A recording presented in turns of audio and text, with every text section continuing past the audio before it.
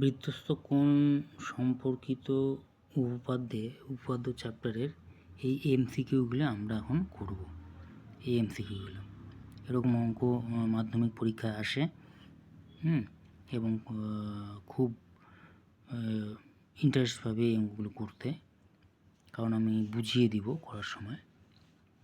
তো 14 এর রোমান 1 নম্বরটা কী বলবে? পাশের চিত্রে এই যে ছবি দেওয়া আছে, পাশের চিত্রে ও বৃত্তের কেন্দ্র এবং পি কিউ ব্যাস হলে ও বৃত্তের কেন্দ্র আর পি কিউ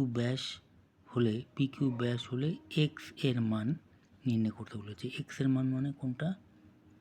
এক্স এর মান নির্ণয় করতে বলেছে। এক্স মানে এই কোণটা নির্ণয় করতে বলেছে। তাহলে পি কিউ ব্যাস বলে দেওয়া আছে আর বৃত্তের কেন্দ্রটা ও বলে দেওয়া আছে, আর এই কোণটা বলে দেওয়া আছে 140 ডিগ্রি। তাহলে কীভাবে নির্ণয় করব? তাহলে এটা যদি 140 ডিগ্রি হয় তাহলে এই কোণটা কত হবে? কারণ এই সম্পূর্ণটা হচ্ছে 180 ডিগ্রি। সম্পূর্ণটা কত? 180 ডিগ্রি। তাহলে এটুকু হবে 40 ডিগ্রি, এটুকু হবে 40 ডিগ্রি। তাহলে 140 যোগ 40 40 ডিগ্রি হবে।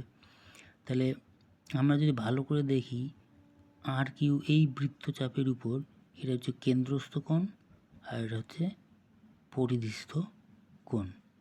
তাহলে এটা 40 ডিগ্রি হলে তাহলে এটা কত ডিগ্রি হবে? এটা তার অর্ধেক হবে, 20 ডিগ্রি। তাহলে কোন অ্যান্সারটি হবে? 20 ডিগ্রি।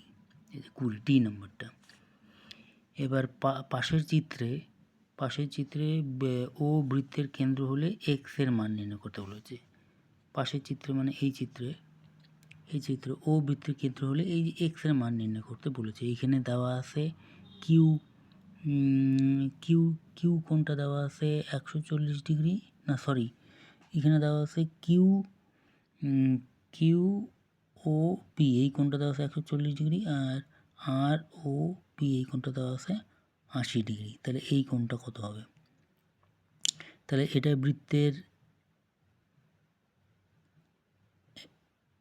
বৃত্তের ব্যাসার্ধ, এটা বৃত্তের ব্যাসার্ধ। তাহলে এই কোণটা যত হবে এই কোণটাও তত হবে। এটাও কত হবে? এটাও এক্স হবে, এক্স ডিগ্রি হবে। এটা কত হবে? এক্স ডিগ্রি হবে।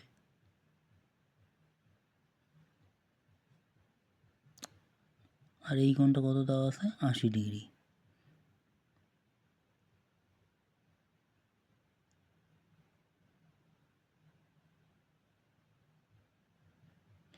আমি এইভাবেও করতে পারি অঙ্কটা। ও এক্স কোণটা শুধু এটা না, এটা সম্পূর্ণ কোণটা। তাহলে এটা হচ্ছে, আমি যদি কিউ আর বৃত্তচাপটা নেই, যদি নিই তাহলে এটা হচ্ছে কেন্দ্রস্থ কোণ, এটা হচ্ছে বৃত্তস্থ কোণ। এই যে এটা হচ্ছে বৃত্তস্থ কোণ। তাহলে এক্স, এটা যদি এক্স হয় তাহলে এটা কত হবে? 2x। তাহলে এই সম্পূর্ণ কোণটা 360 ডিগ্রি। তাহলে 140 যোগ 80 যোগ 2x 160 ডিগ্রি। তাহলে এক্সের মান যদি এখানে নির্ণয় করি আমরা, তাহলে কত? 140 যোগ 80 যোগ 2x ইকুয়াল টু 360 ডিগ্রি। তাহলে সুতরাং 2x ইকুয়াল টু কত আসলো? এখানে 220, তাহলে এটার থেকে 360 থেকে 220 বিয়োগ দিলে 140। সুতরাং এক্স ইকুয়াল টু কত? 70 ডিগ্রি। তাহলে কত নম্বর অপশনটা হচ্ছে? এ নম্বরটা। তারপরে 3 নম্বর কি হচ্ছে? পাশের চিত্রে ও বৃত্তের কেন্দ্র এবং বিসি ব্যাস হলে এক্স এর মান নির্ণয় করতে বলেছে। ও বৃত্তের কেন্দ্র বলে দেওয়া আছে আর বিসি ব্যাস বলে দেওয়া আছে। তাহলে এক্স এর মান নির্ণয় করতে বলেছে। আমাকে এই কোণটা দেওয়া আছে 50 ডিগ্রি, এটা 50 হলে এটা 50 হবে, কারণ এটা বৃত্তের ব্যাসার্ধ, এটা 50। তাহলে 50 50 100, তাহলে এই কোণটা কত হচ্ছে? 80 ডিগ্রি হবে, কারণ এই তিনটা কোণের সমষ্টি 180 ডিগ্রি। এই দুটো যদি 100 হয় তাহলে এটা হবে 80। তাহলে এই কোণটা 80 হলে এই কোণটা কত ডিগ্রি হবে? এই কোণটা এই কোণটা হবে এই সম্পূর্ণ কোণটা 180 ডিগ্রি, তাহলে এইটুকু 80 হলে এই কোণটা হবে 100 ডিগ্রি।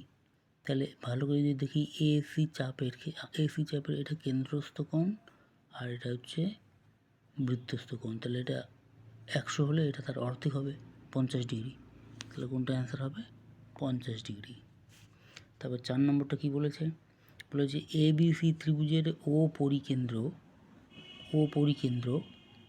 আর এই ছবিটা দেওয়া নেই ঠিকঠাকভাবে, তাহলে ছবিটা এখানে আঁকি। এবিসি ত্রিভুজের ও পরিকেন্দ্র, তাহলে এটা পরিকেন্দ্র এবিসি ত্রিভুজের ও পরিকেন্দ্র বলা আছে। আর কোণ ও এ বি, কোণ হচ্ছে ও এ বি, এই কোণটা দেওয়া আছে কত, এই কোণটা দেওয়া আছে 50 ডিগ্রি হলে কোণ এ সি বি এর মান কত হবে, কোণ হচ্ছে এ সি বি মানে এই কোণটা তাহলে কত হবে। তাহলে এই অঙ্কটা 4 নাম্বারটা, তো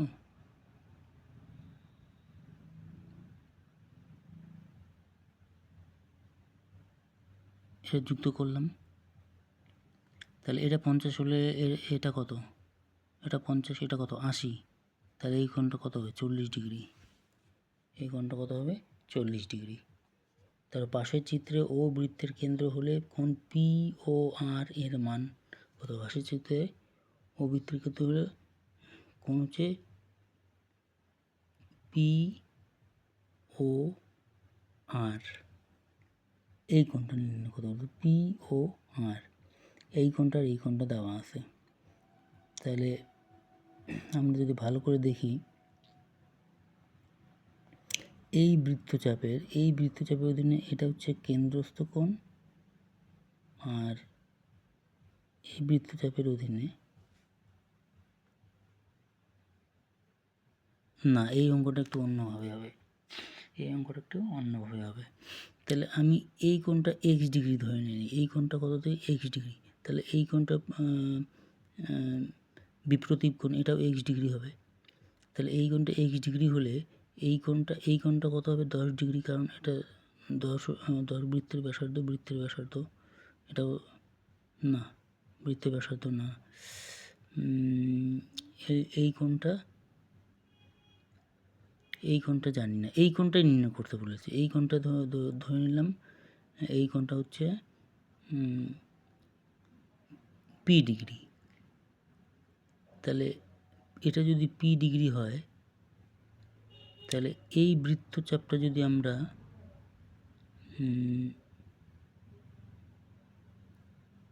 এই বৃত্তচাপটা যদি নেই তাহলে এটা হচ্ছে কেন্দ্রস্থ কোণ আর এটা হচ্ছে বৃত্তস্থ কোণ, তাহলে এটা পি ডিগ্রি হলো এটা 2p ডিগ্রি হবে।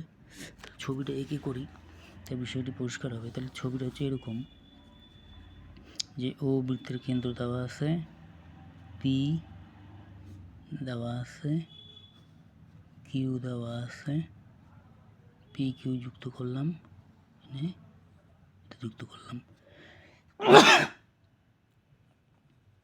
তাহলে এই কোণটা দেওয়া আছে 10 ডিগ্রি, তাহলে এইটা যদি এক্স ধরে নিই তাহলে বিপ্রতীপ কোণ এটাও এক্স ডিগ্রি হবে, তাহলে এটা দেওয়া আছে 40 ডিগ্রি, তাহলে এটা যদি পি ধরি তাহলে এই বৃত্তচাপের অধীনে এটা হচ্ছে কেন্দ্রস্থ কোণ, তাহলে না এটা বৃত্তস্থ কোণটা পি ধরি তাহলে এটা হচ্ছে 2p, এটা কত হচ্ছে 2p হবে, এটা পি ধরলে এটা 2p, তাহলে পি বার করলে 2p, এই 2p কত সেটা আমাকে নির্ণয় করতে বলেছে।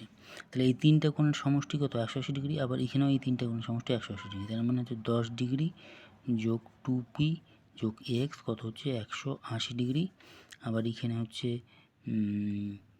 40 ডিগ্রি যোগ পি যোগ এক্স ইকুয়াল টু কত হচ্ছে 180 ডিগ্রি। তাহলে 1 নাম্বার এটা 2 নাম্বার, তাহলে 2 নাম্বার থেকে 1 নাম্বার যদি বিয়োগ দেই, 2 নাম্বার থেকে 1 নাম্বার যদি বিয়োগ দেই তাহলে এটা থেকে বিয়োগ দিলে এটা কত হয়ে গেলো 30, পি থেকে 2p তাহলে মাইনাস পি, এক্স কেটে গেল, এটা হলো 0, সুতরাং পি ইকুয়াল টু কত 30, তাহলে পি 30 হলে এটা কত 60 ডিগ্রি, তাহলে অ্যান্সার কত হবে 60 ডিগ্রি। আশা করি তোমরা বুঝতে পেরেছো। কমেন্টে অবশ্যই জানাবে কোন অঙ্কগুলি পারছো বা পারছো না।